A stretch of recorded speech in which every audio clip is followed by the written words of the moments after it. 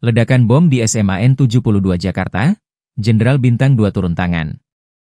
Sebuah ledakan diduga bom terjadi di Masjid SMAN 72 Jakarta, Kelapa Gading, Jumat, 7 November 2025, siang. Informasi yang dihimpun Tribun Jakarta, ledakan diduga bom itu terjadi saat khotbah Jumat sedang berlangsung. Diketahui, ledakan tersebut membuat lebih dari 7 orang luka-luka yang sebagian merupakan siswa SMAN 72 Jakarta.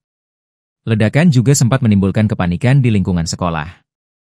Berdasarkan keterangan Farel, siswa kelas 11 SMAN 72 Jakarta, suara ledakan terdengar tepat ketika khatib sedang menyampaikan ceramah.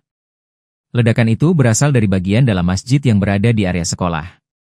Sementara itu, areal tempat kejadian perkara langsung disterilisasi oleh aparat keamanan. Kapolda Metro Jaya Irjen Pol Asep Edi Suheri meninjau langsung lokasi ledakan. Kedatangan Kapolda ke lokasi dilakukan untuk memastikan penanganan dan proses olah tempat kejadian perkara, TKP, berjalan sesuai prosedur. Ia langsung menuju area masjid yang menjadi pusat ledakan dan mendengarkan laporan dari Polres Metro Jakarta Utara serta meninjau kinerja Gegana Korps Brimob Polri yang sebelumnya telah melakukan penyisiran di lokasi. Sejumlah aparat gabungan dari Polri dan TNI tampak berjaga di sekitar area masjid. Sebelumnya, tim Gegana Korps Brimob Polri diterjunkan ke lokasi ledakan di Masjid SMAN 72 Jakarta. Tim penjinak bahan peledak itu tiba di lokasi sekitar pukul 13.35 WIB untuk melakukan penyisiran dan pemeriksaan di sekitar area masjid. Pantauan tribunjakarta.com di lokasi, personel Gegana langsung mengenakan perlengkapan khusus dan memasuki area yang sebelumnya telah dipasangi garis polisi.